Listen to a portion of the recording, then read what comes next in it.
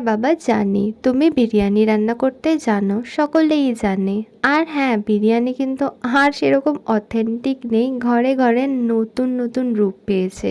আমিও কাস্টমাইজ করে না একটাই হায়দ্রাবাদি দম কলকাতা স্টাইলের বিরিয়ানি বানাই। এখনই বলছি, দম বিরিয়ানি আবার কলকাতা আর হায়দ্রাবাদ কী করে হয়। হায়দ্রাবাদে কাঁচা চিকেনটা রান্না করতে হয় একবারে, সেরকম চিকেনের মধ্যে বেরেস্তা দেব, আদা রসুন বাটা দিয়ে দেবো, শুকনো লঙ্কা বাটা দিয়েছি, টমেটো, লবণ, কেওড়া জল, গোলাপ জল, আতর দেব, আর দেব কেশর ভিজিয়ে রাখা দুধ, আর সিদ্ধ করে ভেজে রাখা আলু আর ডিম দিয়ে দেব। আলু দিচ্ছি তাই এটা কলকাতা বিরিয়ানি। এখন এটাকে মেখে নিয়ে আমি আধ ঘন্টার জন্য ম্যারিনেট করে রাখবো। আপনারা ওভারনাইট রাখতে পারেন। ওপর থেকে তেজপাতা দিয়ে দেবো। এখানে আমি 70% মতো রান্না করে নিয়েছি চালটাকে ওপর থেকে দিয়ে দেবো জল ঝরিয়ে।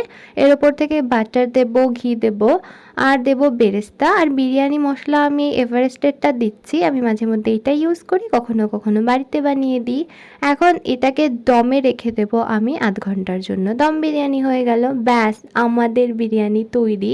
এটার থেকে এত ভালো গন্ধ ছাড়ে না, বাড়ির লোক তো বলে যে তুই দোকান খুলে নে, এত ভালো হয়। দোকানের বিরিয়ানির থেকেও আমার বানানো বিরিয়ানি সবার খুবই পছন্দ।